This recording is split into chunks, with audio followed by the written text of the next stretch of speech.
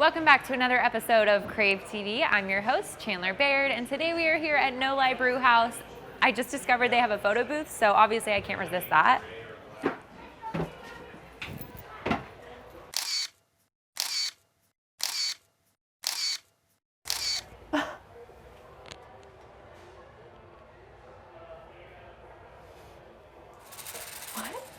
Hi, I'm Adam Hegsted, chef and restaurateur in the Northwest. I'm all about the people because that's what hospitality is built on.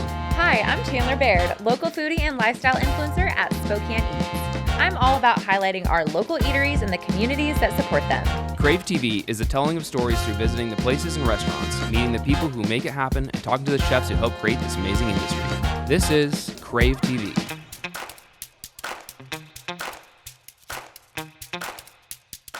Welcome to another episode of Crave TV. We're here at No-Li Brewhouse, and we're gonna go visit John. Okay, and then what? Let's check out how they make beer and get some good food. Okay. What? Welcome to No-Li. How are you, Chandler? John. We're here. Good to Look see at that you, Adam. entrance. What an entrance. I love it. We got cold beers for you. Okay. Heck yeah. And some culinary delights as well. All right. Well, we're hungry and thirsty. Well, come on in. Let me show check you it the out. place. Let's do it. So, No-Li Brewhouse was founded about a decade ago. It's a really cool property. There's been a lot of things, from a laundry back at the turn of the century to two other breweries, and became No-Li Brewhouse in 2012. We've won like 48 international beer awards around the world in Spokane, trying to rival Adam and all his chef success and your TV success. But we're super proud to have you here at No-Li, and we just hope we're a contributor to the community. Yeah. You guys want to see a little bit of the tanks and stuff? Yeah, for we do. sure. So we have two breweries. Okay. First brewery here, obviously, is a 30-barrel brew house. Okay. So each brew is the equivalent of 400 cases of beer or 60 half-barrel kegs. So this is where all the magic is done. Brewing is really, it's like making amazing food. It's science, it's art, it's passion, but it's really kind of a blue-collar trade. You know, you're on your feet all day long, it's hot, very similar to here. The men and women that make the beer at No-Li really do care. And it bridges over to sciences. You know, we have a full-time lab that constantly tests every single batch of beer along the process. Consistency. Wow. And when it's canned. So we can always learn and grow. But this brew house is a 30-barrel brew house. Okay. So it's the largest one in the Spokane area. We have a second one at the other brewery. This is where the magic begins to happen, where the grains come in. You can smell it. Like, Yeah, you can it's- smell it in Smell the there. magic. You know, and it's there about 6 hours, and then Yeah. we transfer it to these tanks. Then your yeast strain really creates a lot of differences in the flavor components, the aromatic components, the mouth components. You know, that's about a 15-day process. What are you drinking?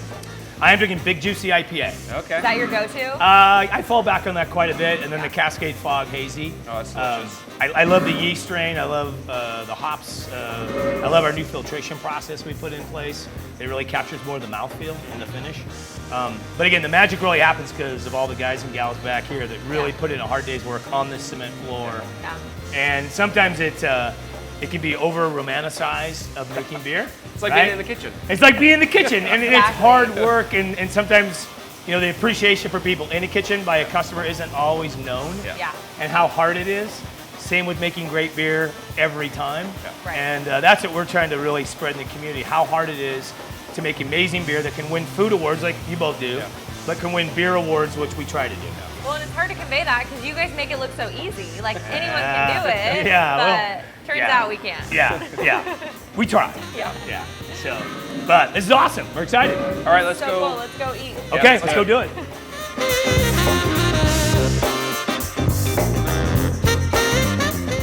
Hey guys, Hey, how you doing, chef? not too bad. Here's that epic pretzel. Oh my awesome favorite thing looking. ever. Yeah, so today we got, right here we have our Cajun chicken sandwich. So it's Cajun marinated with traditional Cajun and / Creole spices. And then we have a jalapeno maple aioli on top. Oh yeah. So you get a little bit of that Oh, it's sweet, a little bit of that crispy good, spicy. Yeah. What's the spice level? I'd say it's a solid, out of 10, it's probably a good 7 to 8. Okay. We got Okay. some spice in How we here. like it. Yep, and then up here we have our summer berry salad, fresh blackberries, fresh mandarins. We have goat cheese crumble, a little bit of toasted almonds, and then nice fresh grilled marinated chicken. Yeah, that Biggest thing's a blackberries monster. we've ever seen. Yeah, and accompanied with our champagne vinaigrette. Okay, cool. Yeah. Cool. Awesome. Well, thank you so much. I guess course. this is the time where we eat it. Oh, definitely dig in. Get in there. Okay. Okay. And we'll report back. Come, Okay. Are you guys gonna eat with us? We'll leave it up to you. Yeah, we'll let you guys go ahead Yeah. and get in there. Okay. All right. Probably need to get you some silverware. I eat with my hands, but Adam might want silverware. Okay.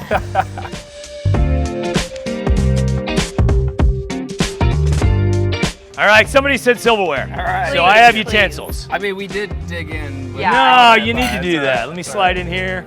Yeah. All right. Come on in. We have How's questions this? for you. All We're gonna right? put you in the hot seat. Okay, let's do this. Well, thank you again for having us and bringing us this great food and the great beer. And this has been a fantastic experience. But Yeah. well, I want, as the owner of No-Li, Yeah. I wanted to talk about like what is the culture that you're trying to feed here? What are you trying to build here within the community? You know, I think Adam and Chandler, you inspire restaurants to be better in the culinary. It's an art and a profession. I've learned, 10 years of No-Li, that's also almost a blue collar trade. Yeah. Because you're on your feet and it's hot and you're grinding, but you really do care about what you do. Sometimes the money isn't great in the kitchen, Yeah. and sometimes it's hard for an owner. How many restaurants actually make it 5 years? How many restaurant owners or people involved in restaurants actually ever make a dime? Margins are slim. They're really Yeah. slim, but yet you want to care for people and try to provide benefits, but you want to stay in business. And Yeah.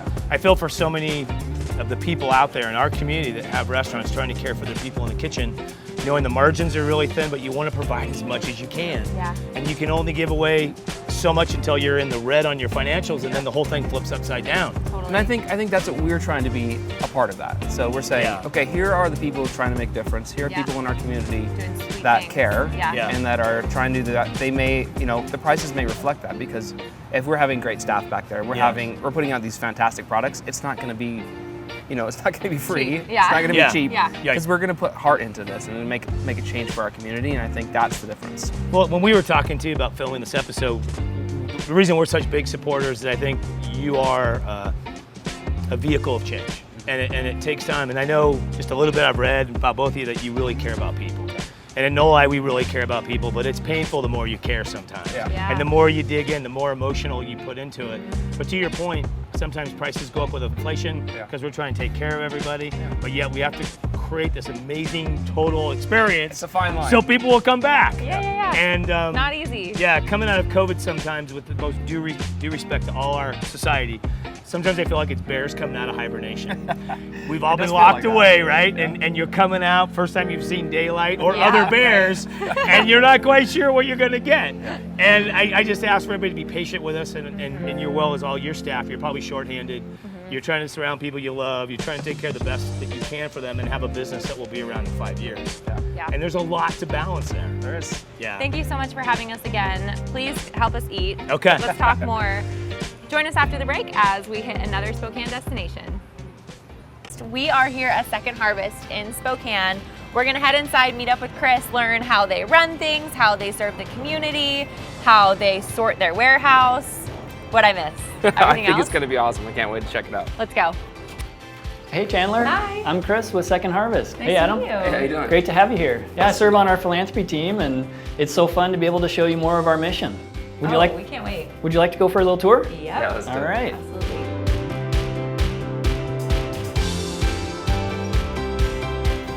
Hi. This is Mike on our team. He's Welcome. on our supply Mike, how you chain doing? team and does a lot of work in our Chandler. food resourcing department. Okay. Great, come on Okay. in. Let's go look at the warehouse. We kind of have two halves of the warehouse. This is left half, right half. It's about 80,000 square feet, just a little under. Okay. Huge. Lot of dry goods in this area. We do have a cooler and a freezer, both walk-ins here, and another cooler and freezer over here. How much product do you go through on a daily basis? On a weekly, actually, it's probably easier to look weekly at. basis, We're yeah. feeding about 55,000 families a week. Wow, that's a lot. Yeah. And we do a combination, the greater Spokane area agencies come here and pick up their food on a weekly basis. Yeah, it's amazing to have all these community partners come together and be able to distribute that much food. That is a huge amount of food. Yeah. It's nice that it goes out to people in need. So. Absolutely. Our work happens through partners. Yeah. It's food growers, it's restaurant partners, it's financial donors, it's volunteers that give their time. It all comes together to make sure that people who need food have access to that good food during their time of need. That's great. Well, I've done a little bit of work in the kitchen. Can we check Yeah. Yeah, check that I'm out? just spying that Going through over. the window. Interesting. This is a beautiful kitchen.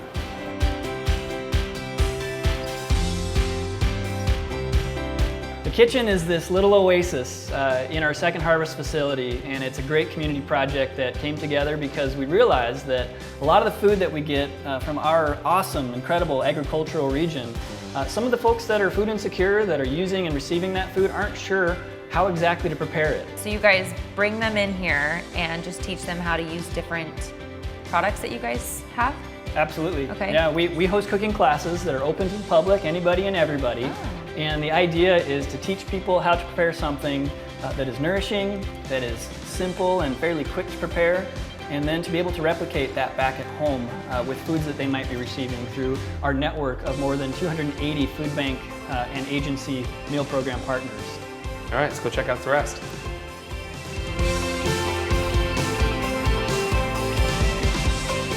So what is this area here? Well, What this is for? where our local agencies come to pick up their Okay. food. Again, the local agencies pick up from us, be it outside the greater Spokane area, we deliver to them.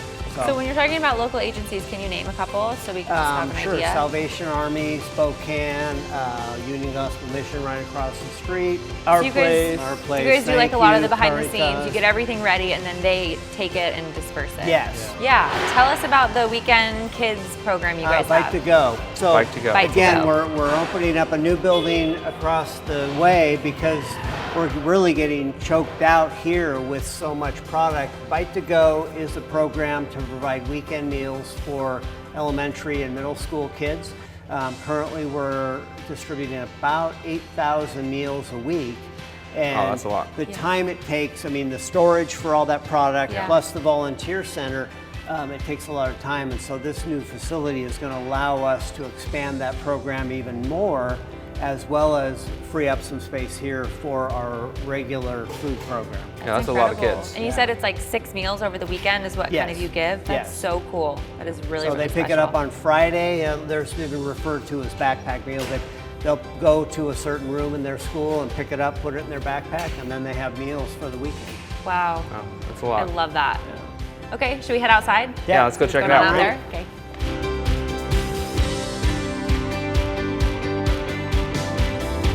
Okay, tell us about this beautiful bus behind us. Yeah, this is pretty incredible, isn't Yeah. it? You know, the bus was an amazing project. It's called our Mobile Market Bus. We have a program called the Mobile Market that brings fresh and perishable foods to underserved communities, and that gives the dignity of choice. Folks get to walk through this bus and they get to choose from fresh produce, from some meats in the cooler, from wow. some dry goods and snacks, things that they know they'll eat.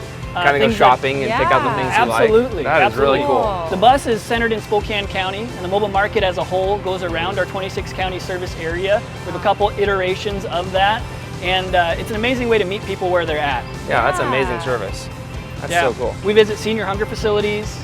We go to youth centers like the Boys and Girls Club and Northeast Community Center, and everywhere in between, bringing That's food very cool. where kids can access it, and families and seniors too. What a unique way to like distribute food, to be able to let people kind of like shop, you know, kind of have that that Yeah. marketplace experience. That's really interesting.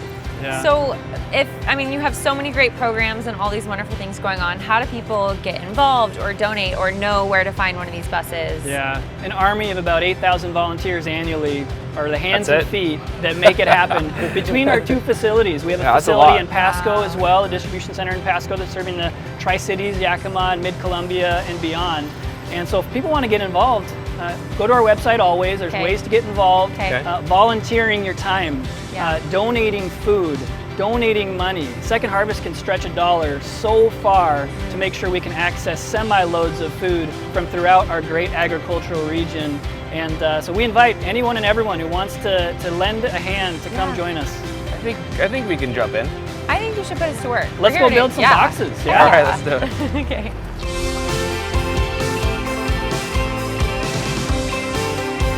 All right, so the box comes down here. It's Chandler's Use your box. muscles. Oh, here we go. Wow. Look at that. Well done. Beautiful. So how do you get volunteers into this program? Yeah, so we have almost 14,000 volunteers all of last year, and they all come through anywhere from a local organization like Generation Alive to individuals to some of the great partnerships we have with the local universities. So we have a lot of great Gonzaga students coming in, helping out all the time. We actually have some club soccer players coming in on Monday, so we're always getting to see athletes and all those kind of people. Yeah. A lot of different stuff, a lot of different people. So we're always just staying busy with all kinds of folks. And anyone in town can volunteer, right? You just sign up on your website and all ages, everything.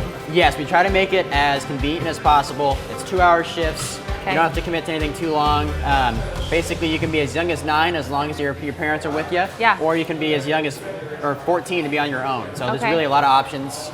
Sign up online, makes it real easy. Yeah, quick and fast. Yeah. Well, thank you so much for letting us help and be Yeah, a part. thank you. Yeah, thanks for we'll your help. be back. Thank you for having us. I really appreciate seeing the whole process and Yeah. seeing how many people you guys help. Yeah, Thanks for Adam, all your work. It's incredible. Chandler, thank you both for just showing up today, for getting your hands dirty, Yeah. and for learning more about how we can help our community be fed.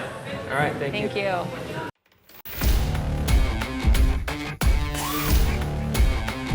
Okay, so I'm going to talk a little bit about using fresh spices. So these are, some of the bigger spices that are a little bit, obviously, don't fit in your spice grinder. So you would put them into like a braise or like a slow cook or something like that. But if you just want like a little bit of fresh, like cinnamon, you can use a microplane or just a small grater, and you just run it right over top of it, and then you can have fresh cinnamon. Oh, wow. And like the difference is huge.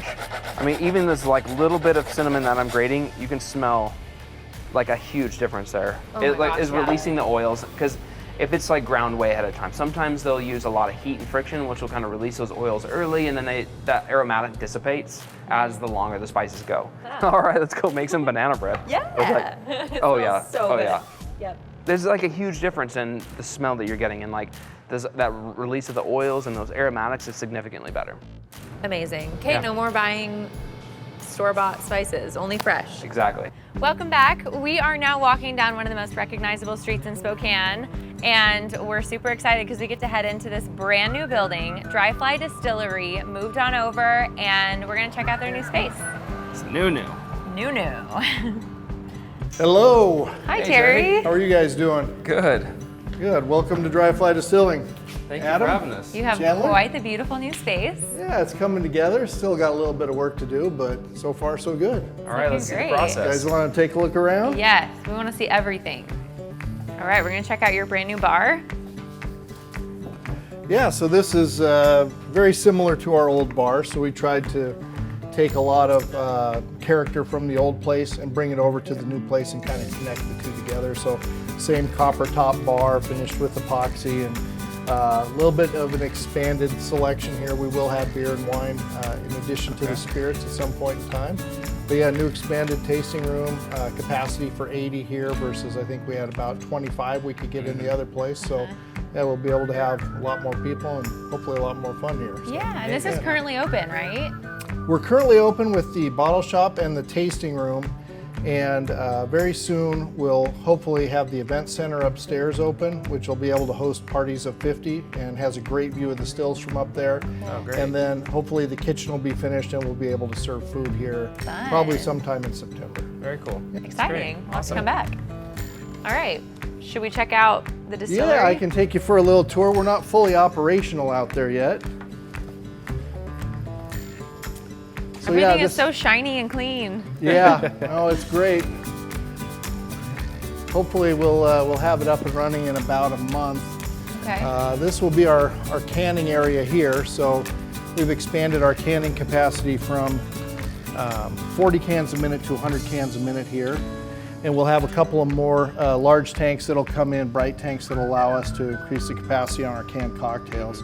And the canned cocktails have become a huge thing across the country, and I think COVID helped accelerate that trend to a little bit, to a degree, but we just haven't been able to keep up with our current Yeah, it's system, convenient so- when you go camping or problem. go out. I think that's Yeah. it's nice to have. Yeah. Yeah, there's- Is your old facility still functional right now?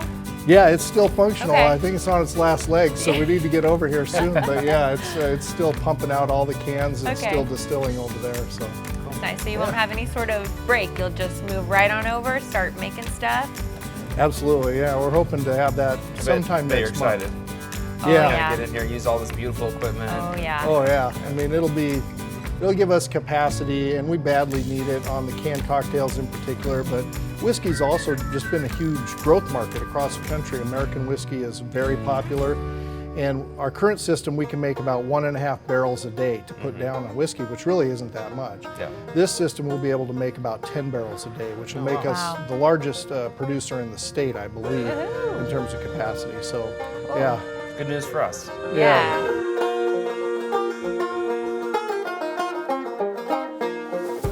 And then this is really the heart of the equipment here, and this came from Pretty. Germany. Oh my beautiful. gosh. Yeah, so our stills have always come from Christian Karl, which is the oldest continuously operating still manufacturer in the world.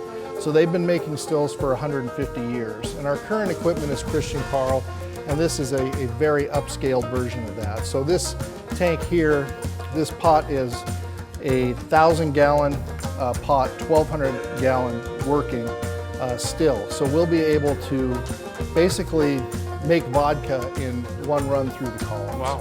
Yeah. It's beautiful. Yeah. Great space, thank you. Yeah, well, Should we thanks head for into taking the- along. Yeah, let's go. What's it called? The bottle room? Let's go check it What's it out. called? The bottle shop. Bottle shop.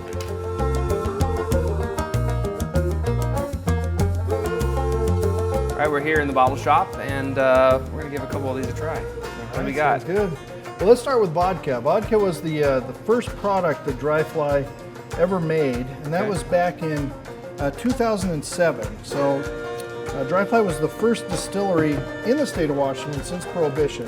Wow. You do a little cheers with us? Yeah, for sure. Yeah.